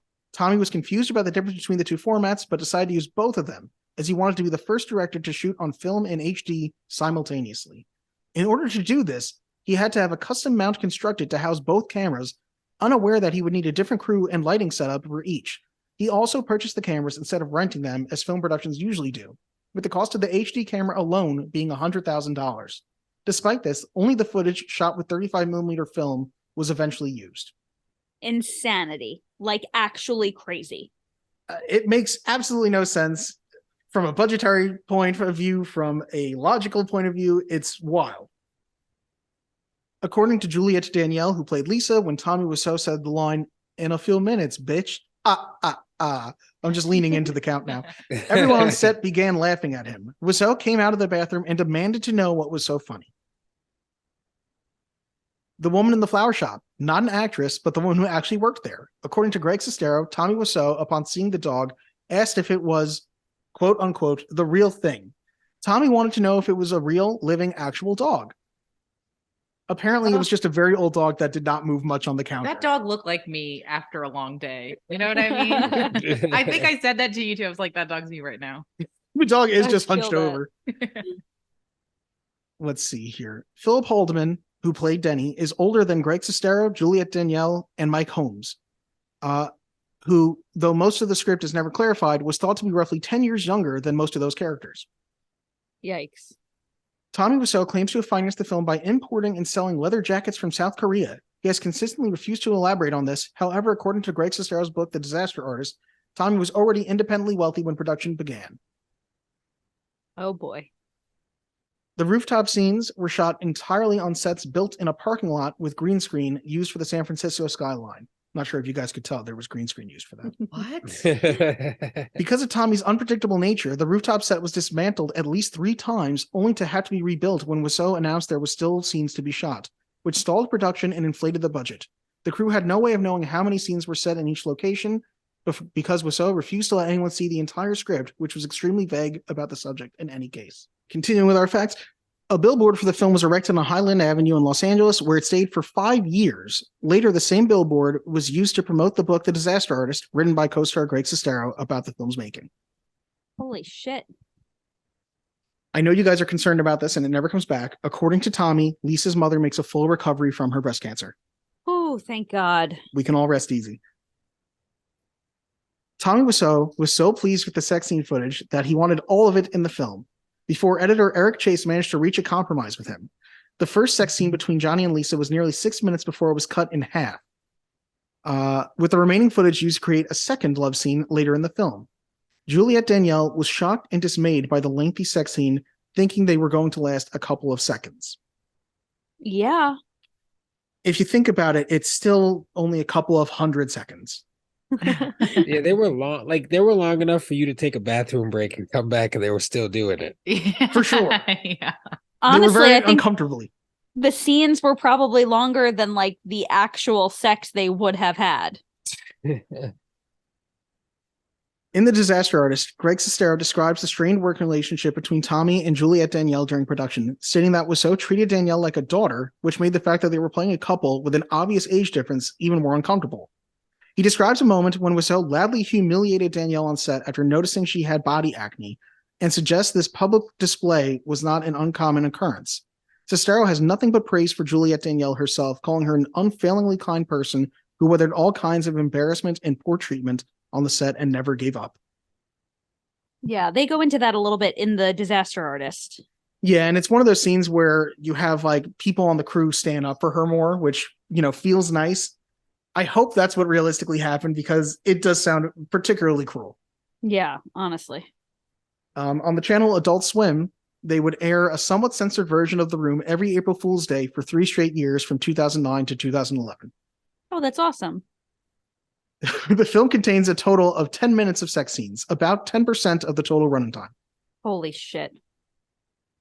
Dan Janjigian, who played Chris R., stayed in character during his entire time on set, resulting in the other actors being genuinely scared of him. Zac Efron plays him in The Disaster Artist and does a phenomenal job. I will say the original guy, he does he's the one actor who I feel like people are like, no, that guy does a really good job because he is so convincingly angry. Denny says, I'll give you your money in 5 minutes, which makes no sense. It's not like somebody's on their way with the money for him, but he goes, 5 fucking minutes, Denny, 5 fucking minutes. And like, he is clearly like, you're like, this man is terrifying. Also, the way he like handled Denny, like he like put him down and put a gun to his head. Like that scene was more well choreographed than the fight at the party. Yes. Yeah, 100%. I will say, and you can put this on the record, that Chris R. did remind me a lot of Zach. I feel like Zach would behave very similarly. I don't know that Zach would have the like physical prowess that Chris R. had, but that could also be Zach doing his fake angry shtick. Oh, yeah. I can't with the fake angry. Dan Janjigian, by the way, he owns several insurance offices and runs those. And good for him. Is also a motivational speaker. Wow. I guess they let anybody speak motivationally, huh? I mean, I guess technically so. Greg Sestero admitted to phoning in his performance, more so as production wore on. He describes the moment when Mark reveals his clean-shaven face as, quote, the most embarrassing scene I've ever done or will ever do, particularly when Tommy essentially forced him to shave right before the scene and insisted on filming it. Now, The Disaster Artist does paint it as like he was going to have a job as a lumberjack on Malcolm in the Middle. Mm-hmm. Apparently, that's not real. The real story is that he had landed.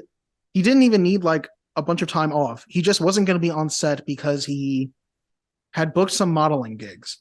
And Tommy wrote this scene in so that he would not go do his modeling gigs and would be forced to stay on set. Gross. And they're still friends?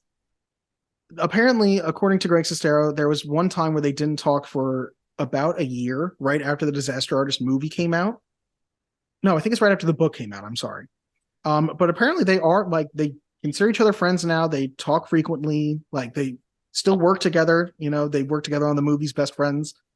But yeah, I mean, you know, for better or for worse, they are forever locked together in movie history, just like all of these people.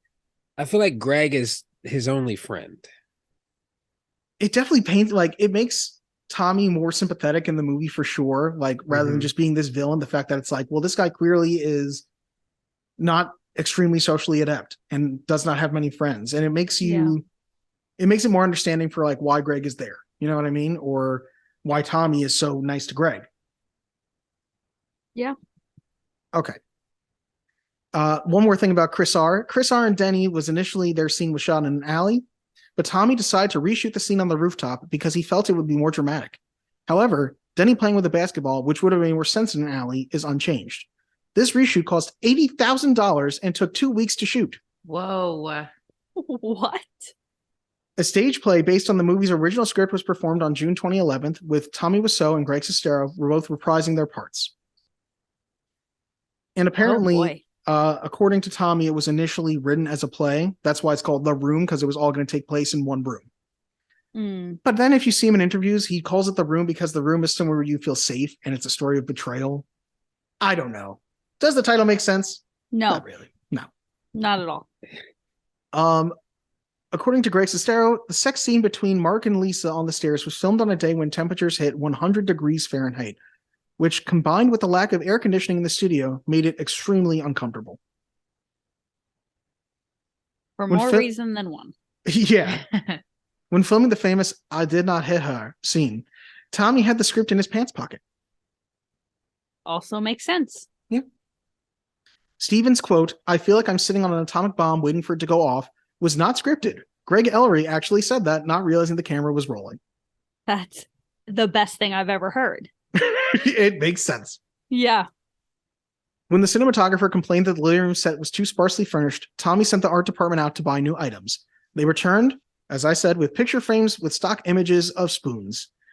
They did not take the time to replace those images. Wiseau was so impatient that he wanted to continue filming, ordering them to place the frames on the set as they were. What about all the curtains? There's nothing in the facts about the curtains. They are just weird. The curtains are unsettling. And this was something that I feel like maybe you guys did notice, Giselle. I know you noticed it. In the first love scene, Lisa takes her hair out of a clip. In the next shot, it's back in the clip. In the next shot, it's out again. Yes. It's I know we're recording right now and I could do it right now. It doesn't work that way. It just doesn't work that way. No, it's clearly just a continuity. Wait, just time me right now. I want to know. I'm going to take my hair out. I'm going to put all right, here we go. Here we go. Visual, all right, but I need okay. For those that are listening, my hair is in a clip right now. I'm going to take my hair out of the clip. Let me know when I'm being timed. And go. Okay. Okay, she did this. The hair's out of the clip, people. It's out of the clip. Okay. She's all right, going here for we it. go. Here we go. She's bundling. She's bundling the hair. She's opening the clip. It's back on. And 11 seconds. Okay. Maybe Still, it's feasible. though, in the throes of passion, it's not feasible. No, I don't think so. Here it is. I have never noticed this before. When Denny discovers Johnny's dead body, he screams Tommy instead of Johnny. Oh my God, I didn't notice that. No, I have never noticed it. I will never notice it. Wow, there's just too much else going on. There is so much else going on. He was the most upset. Yeah. He was the only one upset. He was like, this guy's paid for my college. Yeah, because Lisa was like, well, now we can be together. I do love Mark after that says, you killed him. And I'm like, Mark, you had a part of this. Like, come on. Like, don't disregard your responsibility here, bro. Okay. I'm almost done, I promise. According to Seth Rogen, there was a phone number on the billboard that existed for 5 years. There was a phone number and you would call it, and it was just Tommy's phone number. It would either go to a voicemail that was talking about where the room was showing, or Tommy would sometimes pick up the phone and tell you where to go to see it. Oh my God. Yeah, it's like Mike Jones. It's just weird, man. In the DVD interview, Tommy recommends everyone see it in theaters at least twice because you can't get it from just the first viewing. I agree with that. I do feel like I you're not agree. going to learn any more watching this a second time, but you'll notice more probably. Yeah, you'll probably, your expectations will be managed. Kyle Vogt, who plays Peter, says people would ask him about the tuxedo football scene. And he once asked Tommy about it, and all Tommy would tell him was, "It's America, and you can play football." Damn right you can. Damn right Yeah. you can. All-American hero Tommy Wiseau. And that's all I've got for the facts. It was a lot. Yeah, that's far and away the most facts we've ever had. I will say, there's never been, I feel like, more interesting facts. Like, I feel like for other movies, like, the facts will sometimes be like, they consider this actor for this part. And it's like, no, in this movie, it's like, well, they decided to spend $80,000 rebuilding a rooftop. Like, okay. Right. Right. Okay. So do you guys have anything else you want to contribute to the facts, or do you guys want to be part of our first ever, like, in episode doing of the mail first? Let's do the mail. Yeah, I don't think I have anything else. Facts. Let's go. Let's do the mail. Mail time! When you control the mail, you control information. Mom asked me to ask you if there's any mail for us here by mistake. What? So we're going to start with some comments on our previous two episodes, The King of Kong and Hercules. First, a comment on The King of Kong from Scotty Cameron, Gotti. who told us he will check these documentaries out over break. I did not realize how short that comment would be, but I hope that he did. Oh, thanks, Scotty. Next comment on Hercules, also from Scotty Cameron. I saw Hercules in 6th grade when we were studying Greek culture and we were doing a unit on Greek mythology. I remember liking the movie, especially Hades. I remember my teacher at the time telling us that the movie conflates the Roman myth with the Greek myth because Heracles is the character in Greek mythology and Hercules is the Roman version of the character. I guess Western takes on the myth use Hercules because it rolls off the tongue better than Heracles, even though Heracles is the Greek version. Thank you for the knowledge. I appreciated that for sure. It's so interesting because Scotty is so smart and he always has these awesome things to say, but I do imagine him like at like a 17-year-old in my head. You know what I mean? Like, no one. I don't know what you want me to say. I just feel like in my mind, he's like a kid. How you picture Scotty in your mind's eye is totally up to you, Gab. Thank you. I appreciate that. Every time he says something smart, I'm like, wow, that kid he must have really cool parents. And then I remember like, he's probably what, like 21, 22? Probably. Which is still very young compared to us. I mean, we started this episode I guess we weren't recording, but we were talking about how old we are. Like that feels very young to me. But anyway, I digress. He's a young whippersnapper and he's enthusiastic because here's our third comment from Scotty Cameron. Oh boy. You saw Men in Black in theaters? Sweet. I love that movie. I have the first two movies on DVD as a 2-pack. The last time I watched them, I noticed the Marvel logo was in the ending credit, and I wonder why that was. So I looked it up and found out that Men in Black comics were published by Malibu Comics, which is owned by Marvel Comics. Now you know, and knowing is half the battle. That's really cool. That's awesome, except that he was definitely not born when Men in Black was playing in the movie theaters. Like I was like, oh. It's definitely, oh my God, No. no, that can't possibly be. we saw that together, right? When we were kids. Oh, I have no idea. Like, if you expect me to remember that, not a chance. I vaguely remember us going to the movies to watch that and then going to McDonald's afterwards to get the Happy Meal toys, the Men in Black. Oh, yeah, they had the little toys. They had the guys. Yep, they had the little thing I that do like remember having that. The Thing that makes your nebulizer. memory, the the nebulizer. nebulizer. Yes, we all had nebulizers. Wait, it's definitely not neuralizer. It was Nebulizer. big- The nebulizer is something you give asthma to somebody thing. who has asthma. Yeah. Yeah. I don't know. I was close. Well, we had them. Wasn't it Burger King though? It I could It think was Burger it King. does sound like shit. two. that It had was Burger King. 'Cause I Shit, remember- you're right. Burger King had the better toys back in the day. Yeah, but McDonald's had the Hercules plates. That's true. I've heard Yeah. this now several times. Men in Black was released July 2nd, 1997. Yeah. Yeah, I saw that in the movies. Five? You're the accountant, bro. Like, No, why are I'm you- saying I know how old I would have been if Scotty Yeah. is that much younger than us. Yeah, Scotty was just a twinkle in his father's eye at the time. Yeah. Yep. Aw. All right, Nice should I little get back to mail? Oh, speaking of fathers, guys, I have a very special announcement. Matt Frazier and Sammy are expecting their first child, a girl. And if you're wondering who the hell is Matt Frazier, Matt Frazier is the CrossFit god, apparently, from the CrossFit Games, who you can hear more about on our documentary episode. The Redeemed and the Dominant. The Redeemed and the Dominant. Oh, thank you so much. You saved me right there. Ooh, Gab was not coming in there, Corey, and I was struggling. Absolutely not. I was going to let him flail. Okay. Oh, that's so sweet, actually. I know. I'll send you the post. It was so nice. It like totally shattered me emotionally in a good way. If only he had liked our post, like, what was the guy's name? Brett Fikowski. Like Brett Fikowski did. Okay. Now I'm going to get to some emails. First, we got one from our guy, Vitz, on the King of Kong. Vitz. You wanted to know where I hail if I have seen Bad Boys documentary and The Last Dance? I actually hail from the same major metropolitan area as Steve Wiebe. Wiebe or Wiebe? I don't remember. It's Wiebe. Steve Wiebe. Thank you. Go Kraken and Seahawks. I hear the Mariners have a shot for the playoffs this year, but we will see when September comes around. Watching Bad Boys now since I haven't seen it, but The Last Dance is a great series, and this is coming from someone who honestly does not care for basketball. I didn't even shed a tear for the Sonics when they went to Oklahoma. But we are here for the great sport of video games and the thrilling chase of high scores.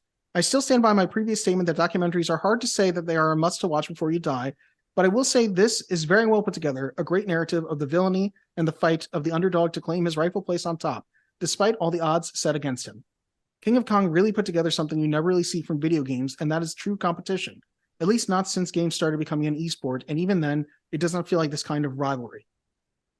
You would think that a documentary of this subject would be hard to watch. The video footage is rough, and it is nothing but dudes playing video games, and I watch speedruns, and I have my streaming friends, but this film has such a great story and cast of characters. It is so engaging that I forget that this is footage of dudes sitting and playing games, not even super enjoyable to watch people play type games. This was a great watch. I loved it, but not enough for me to say it's a watch before you die. Damn. That was me, not him.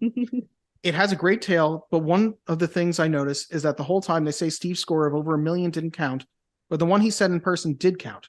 Fast forward to when they had the showdown in Florida, both Mitchell and Wiebe had their 1 million scores on top of the machine.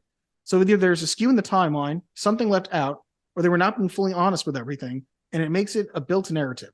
The spin they put on both these men seems a little heavy-handed to feed this underdog tale, which is okay, but, quote, they sent goons in to look at my machine, unquote. Yes, it seems a bit much, but to be fair, if you broke a world record, they just want to make sure you didn't hack the machine to get your score. Although, totally unfair to just blindly believe Billy Mitchell for not hacking his. Without any doubt in my mind, this is a highly recommend watch for my gamer friends and anyone who would like a slice of video game history. I give it my top remarks for this one. I would love to see a dramatization of this story. Vitz's recommendations: We Are the Champions, a short docuseries on weird sports, cheese rolling, dog dancing, and my favorite, yo-yo. A lot of fun and super goofy because these are very real competitions and the people who are in it are there to win it. Were you guys as perplexed by cheese rolling as I was? No. Yeah, what the fuck? I've heard of it.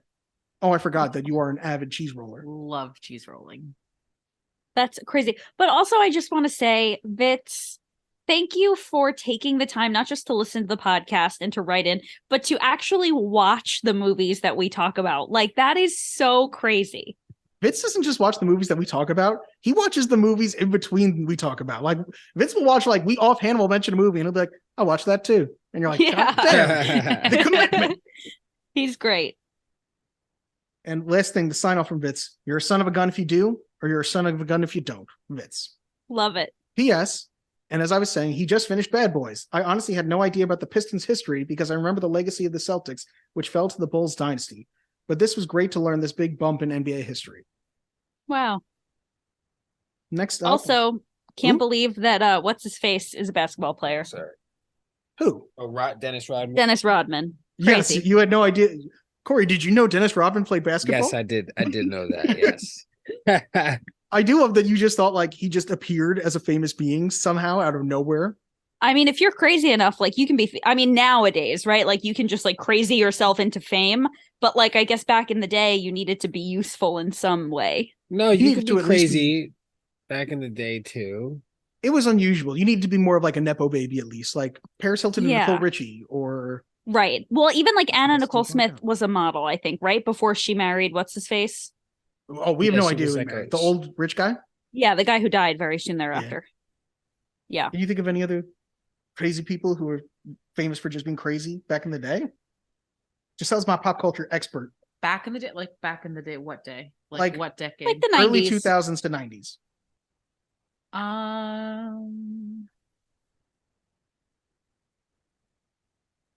No one has been. I more always put on the think of spot. like Carrot Top, but he was a comedian, you He know? was a Yeah, very he was a successful comedian. stand-up comedian. Yeah, I think you did have to have some talent. You couldn't just be. You know what? couldn't God just- bless him. You couldn't just Dennis go Rodman found viral. a talent.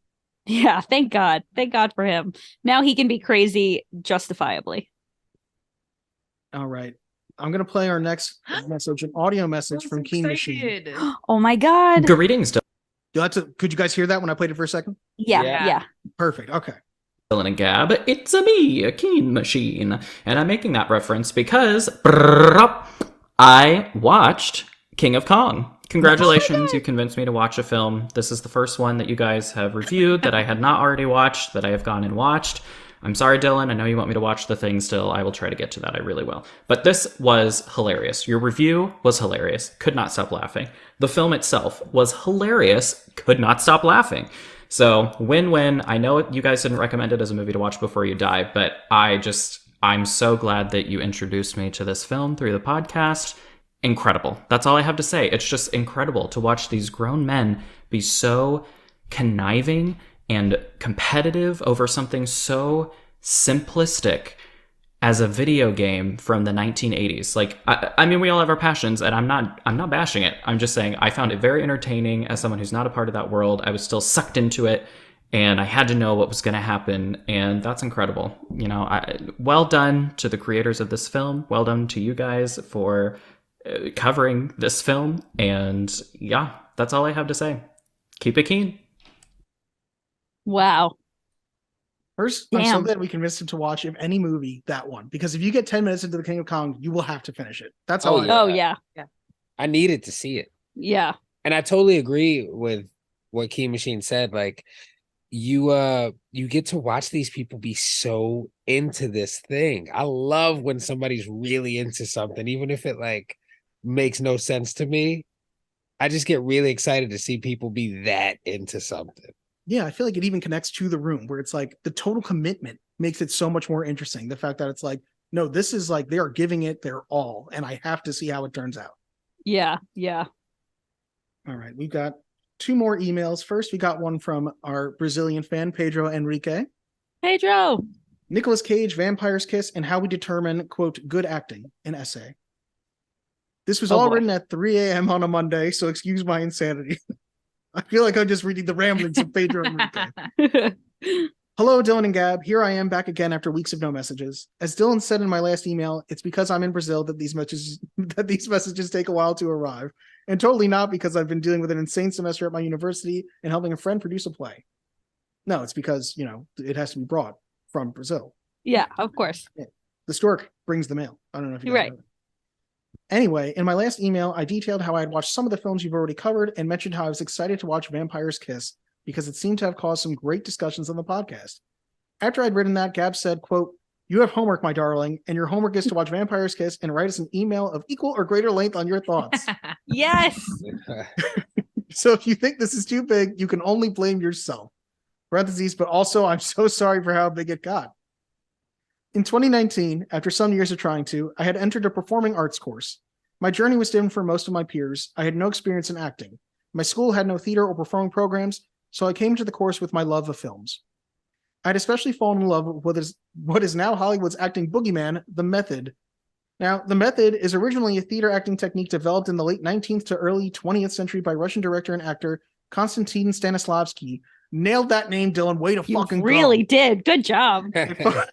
It focuses on naturalistic and realistic performances fueled by a process of engaging with and understanding the character's emotion and subconscious. It was then brought to Western audiences when students of this went to the United States. Nope. Yes? Yeah, no, that's right. It was then brought to Western audiences when students of his went to the United States and was further developed by the teachings of Lee Strasberg, Stella Adler, and Sanford Meisner, and their followers such as Marlon Brando, Al Pacino, Robert De Niro, Ellen Burstyn, and most famous to us today, Daniel Day-Lewis. Okay, Pedro, not cool with all the names you're giving me right now. You're putting me on blast. Of course, bad practitioners of the method, such as Jared Leto, have left a bad taste to its name. But the method is much more complicated and is proven by all the other actors that engage with it, can be done to generate a successful performance. speaking of other people who do method acting, doesn't Jeremy Strong do it in Succession as Yes. Roy? Yes. Do you guys watch Succession? No. It's You so gotta get on good. that. It's real good. Okay. I will. When I started my studying of theater and acting, my measure for a good performance was all for that realistic, subtle type of acting, fueled by the method. But as I started getting into the thick of the studies, it all changed. Now, Gab, I don't know if you ever experienced something similar during your studies, but as I dealt with acting professors, quote unquote, good acting no longer was just delivering a monologue well. Good acting was, can you enter a scene, say the words good morning, and sound like an actual human being and not a psycho? The good morning has an exclamation point, so I'm not sure if I should have been more intense there. I didn't do my line reading was poor. I'm not the acting one here. That's okay. We forgive you. Now, why is that? You see, when I saw myself and my colleagues acting, I realized one small mistake can ruin you. One bad inflection, one wrong facial expression, a slip of the tongue, a raise of the eyebrow, maybe you stood weird, and bam, ruined performance. Our professors would stop us in the first sentence of a monologue to correct even the tiniest thing. And the worst part, they were always right. So the way I see acting changed. By the way, Pedro, I think I'm already halfway through your paper, but you're going to love The Room if you haven't seen it. Honestly. So the way I see acting changed. What is good acting? That's a broad and complicated question. And to that question, I will give what may be to some a bizarre answer. Good acting is Nicolas Cage. Yes, the wide-eyed, crazed, manic man from all those bad films. If you were born in the late 90s like me, you've mostly experienced Cage's performance through fun afternoons browsing YouTube compilations of his overacting. And you will also know that a lot of that comes from the black comedy, horror, thriller, Vampire's Kiss. Now, the movie is an exploration of your typical 80s yuppie dude who descends into madness from his lonely life, all while believing he is turning into a vampire. In the film, we see all the caricatures of Cage, which we are now accustomed to. The weird accent, the big eyes, the calm voice turning to an angry screaming, the body spasms. And how is that good acting, Pedro? I hear you, the reader, cry into the void. It's simple. Believe it or not, everything in the film was a choice made by Cage and supported by the film's director, Robert Bierman. When talking about some of the criticism he gets, Cage exclaims, "Over the top is one of those things that doesn't work with me because I don't believe in such a thing. It's just stylistic choices." That's a quote by Nicolas Cage on the Vampire's Kiss commentary track. Damn, Pedro got into it. Wow. Example. In the moment in which we see him weirdly moving his body while angrily reciting the alphabet, all of that was meticulously choreographed in Cage's hotel room while in preparation for the scene. But to better understand his choices, let's understand his method. We've talked about the method, an acting approach born out of the naturalism and realism, movements in art, now onto Nicolas Cage's way of acting. Oh my God, Pedro, I'm getting so tired. This is I need a honestly, drink, it's like Pedro. a Seder. It's like Passover It's like a Seder. Why on this day do we listen about the bitter Cage? Okay. For Cage, his roots come from Expressionism, more specifically German Expressionism. The film movement started in Germany in the early 1910s with some of the most influential silent films of all time, such as Nosferatu and The Cabinet of Dr. Caligari. Those are films which Cage has watched since childhood because of his artistic parents, his father August Coppola, a professor of literature and brother of Francis Ford Coppola, and his mother Joy Vogelsang, a dancer and choreographer. What is German Expressionism? You're killing me, Pedro. What is German Expressionism? Well, it was one of several modernist movements around the turn of the century that rejected realism.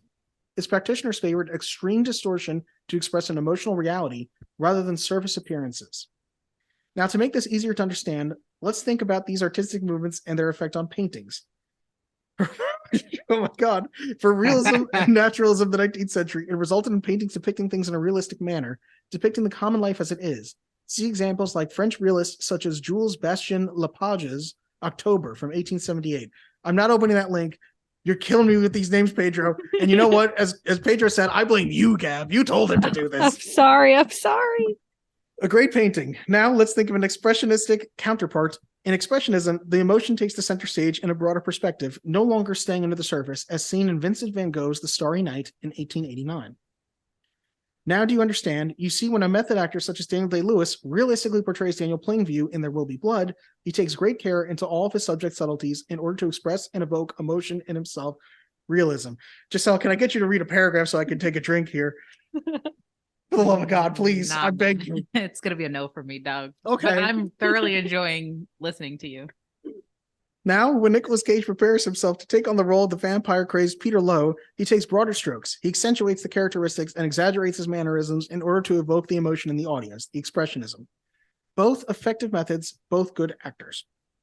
As for his method in the film, Cage himself explains, quote, I was weaned on German expressionistic films like Nosferatu and Cabinet of Dr. Caligari. How dare you make me say that name twice? I wanted to use that kind of silent film style of acting, which shockingly enough, Bierman allowed me to do. Also, Nicolas Cage from the Vampire's Kiss commentary track. Knowing all of this, let's rethink some of Cage's most iconic scenes in the film compared to the German expressionist performances. Example, we can see shades of Max Schreck's Count Orlok when Cage attacks the woman in the club, with his bizarre movements and expressions during the scene. And of course, the irony of this should not be lost on the viewer. Cage is shaping his own vampire performance on the back of one of the most famous. Am I close? Take Am I a sip. close? Take a sip. Jesus Christ. You got it. You got it. Cage is shaping. Oh my God! Cage is shaping his own vampiric performance on the back of one of the most famous adaptations of Count Dracula and a pioneer in horror films, Nosferatu. One way to understand this better is to watch some of his more expressive scenes, like a silent film. Take away the sound and look only at the expressions. If the movie's black and white, you'd swear Cage is right out of those old 1920s expressionist films. Cage himself claims Vampire's Kiss was his laboratory for experimenting with his acting, and in doing so, I believe he created a performance which made the film work. Had it been treated as a comedy and starred, let's say, Bill Murray, for example, all of the extreme expressions of depression, sadness, self-hatred, chauvinism, and sexism contained in Cage's explosive performance would have been lost or turned into simple gags. But with Cage, we have a blend of comedy with drama and horror, a bizarre combination for a bizarre character.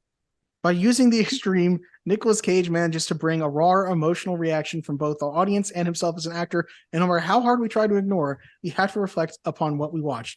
To use paintings as a metaphor again, think of it like this. Oh.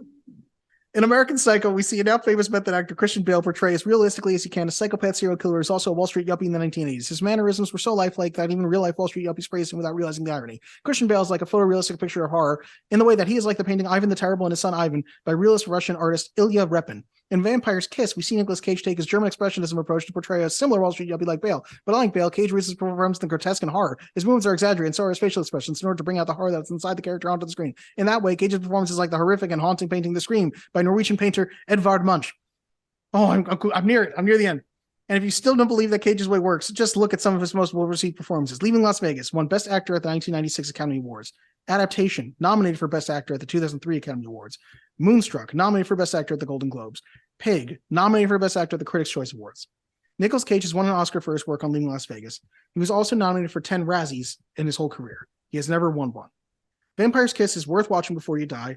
Thank you, Scotty Cameron, for this wonderful recommendation. Until next time, Dylan and Gab, what should I overanalyze next? Pedro, never said something that long again. You're gonna kill me, man. I gotta take a drink. Other people talk. Okay. The Nosferatu thing was spot on, I will say. Corey has a really cool Nosferatu tattoo. I was gonna say I have a Nosferatu tattoo, and I actually have watched the 1922 silent film in its entirety multiple times. Would you recommend? Let's see it. I mean, if you want to read a black and white movie, check this out. There's his face. Oh, I see it now. Oh, that's the only reason I know who Nosferatu is. I was always like, who's that weird guy you got? Yeah, I don't fucking know. I say it's Gandhi, usually. Stupid. I have so much to say on all the things he said about like Stanislavski and, you know, all those further more modern teachers, but I just don't feel like we have the time, so maybe some other time. I gotta say, it was brilliant, and I appreciate the amount of research you clearly did. Oh, yeah. It was just so much. You sounded like Busta Rhymes at the very end. I was like, ooh. I wish I could do a Busta Rhymes verse right now. I can't. I don't have that kind of flow, but thank you so much. I was so impressed. It was great. We have one last email, and if it's as long, we should be done in the next hour. So, okay. One more from Vitz. Wonder Boy, what is the secret of your power? That's a Tenacious D reference for the fans in the back. Hercules. Ever wondered what it would be like if Disney took a whole culture and mythology and just bastardized the whole thing? Well, you could just look at everything Disney has ever done. It's really their MO. But Hercules really does take the cake and warp everything that is Greek mythology, even down to making Zeus and Hera look like decent people, despite neither one of them actually being good, especially because originally Hera was the one that tried to kill Hercules. I could go down this rabbit hole, and my partner could really go down a wormhole on how badly interpreted all of this is, but let's keep this on the movie itself. Thank you. I will say, this is one of the most underrated Disney movies. Its songs, while fun, is still mostly far from memorable, except for Zero to Hero. And I do love the gospel styling of it. The one-liners and jokes are good, but there are so many that nothing really sticks to me. The story isn't all that remarkable and doesn't age well since it plays so heavily on gender stereotypes and tropes. The one thing that I think this movie really has going for itself is the animation nods to Grecian art. There we go. Okay. Which I think is absolutely great. Despite its shortcomings, it is still a fun watch. I've seen it several times and get a kick out of it every time I watch. So to me, it is not a movie to watch before you die, but it is an honorable mention. Also, Gab, you brought up that The Lion King doesn't take place in this timeline. I wish to bring this point. The Lion King at no point sets up a time card and has zero interaction with humans. So who's to say that it can't take place at the same time as Hercules, since these animals did exist during that time? Another factoid I wish to bring to the table. Did you want to respond? I was just going to say, yeah, whatever. I'm glad I stopped for that. Yeah. Another factoid I wish to bring to the table. James Woods has always played Hades in all Disney-related projects, from animated shows to Kingdom Hearts. If Hades had a role, it was voiced by James Woods, which is definitely unusual. That's cool. like a Star Wars thing. Like if you're Mace Windu, then you're Samuel L. Jackson forever. Is that true? Does Samuel L. Jackson play every Mace Windu, like in animated and stuff? Absolutely. I didn't know that. That's honestly a really interesting fact. I mean, show up, get that bag, you know? I mean, in the real Hercules, he has beef with his mom, I think. And he goes into a frenzy and kills his whole family. That part doesn't happen in the Disney cartoon movie. I'm pretty sure you can look this up. I mean, I would be interested in seeing the Disney version of that and how they portrayed that. It would have been a very bold choice. What about Kevin Sorbo? He used to be Hercules. Now he's like the worst. Yeah, he is. I used to watch that every day before church with Xena the Warrior Princess, and I used to go, and then I would jump off the couch, and my dad would like, "Stop jumping off the couch! You're gonna ruin your church outfit." That's my tangent. There was a Gabrielle. Extremely glad. Yes, there was. I feel like it's rude to like skip past your Xena story now. Should I keep going? Go for it. Okay. Vince's recommendation. This is going to be a bit of a stretch, but my brain went to this for animated mythology. Sean Meredith's Dante's Inferno. Yes, this is based on the Divine Comedy in the Christian mythos, but at least this holds true to its original source material, with a modern twist and a pop-up book style animation that's really well done, despite it being very dark source material. Thanks for everything, Herc. It's been a real slice. Vitz. Cute. Well, thank you, Vitz. Thank you, everybody who wrote in, but I think we have got to get to these verdicts. Yeah, we got to get to these verdicts now, don't we? We really do. Should we start with our guests? Do or do not. There is no try. The guilty will be punished. Sentence is death. I think we should. Giselle, why don't you tell us, do you believe The Room is a movie to watch before you die? Yes. Yeah, you have to. I would, when we have children, they will have to watch this movie. It's like a rite of passage. You know what I mean? So yes. After the birds and the bees conversation, of course. I mean, you could have the birds and the bees conversation in the middle of this movie. Yeah. Not properly if they're watching the scene. Well, it depends on which scene you're watching. It's the first time you saw it. What do you think? I absolutely agree. I think it's a movie to watch before you die, because it's also one of those things where if people are talking about it, you just got to know what they're talking about. You know, like you have to know. You don't want to not be in on it. And it's definitely something that now I can't unsee it. If I see a guy walking down, if I see like a pale skinned dude with long black hair, I'm immediately I know I'm going to think of this movie. Like, yeah, every time you see a football, it's over. Anytime I see a football, yeah, it's so true. Gab, what do you think? Unequivocally a movie to watch before you die. It is so fascinating. It's so funny. There are so many good lines, and it's like I said earlier, it's got something for everybody. I think it is something. It's just joy. It's 90 minutes of joy that we should all be sharing. I'll be the one to say this is terrible. It does every single thing wrong, and yet it must be watched. Yeah. Yep. It is a 4 movie to watch before you die. It has to be seen. Yeah, I could not agree with you more. And if you like it, you can watch The Disaster Artist too. But that's extra curricular activity, not necessarily movie to watch before we die. Just throwing it supplemental. Out there. Yeah. The Room, though, you got to watch. You have to watch it. It's pure entertainment from start to finish. Dylan, if somebody watches The Room and wants to tell us what they think, how can they reach out to us? Well, they could send us an email at movies2watchbeforeyouDie@gmail.com, or they could send us a voice message at anchor.fm/movies to watch. Which hopefully still works because it's technically Spotify for podcasters now, but give it a shot. We'll try. You can also listen to Corey Has a Podcast on Spotify, Google Podcasts. Is there anywhere else? Yeah, I'm on Spotify. I'm on Google Podcasts. I'm on Apple Podcasts. I'm pretty much anywhere you could. I'm on Stitcher. I'm on the orange one where people tell you to go listen to their mixtape. SoundCloud. I'm on all of it. And I'm even on the iHeartRadio too. So amazing. You can check that out. We got to get on all these places.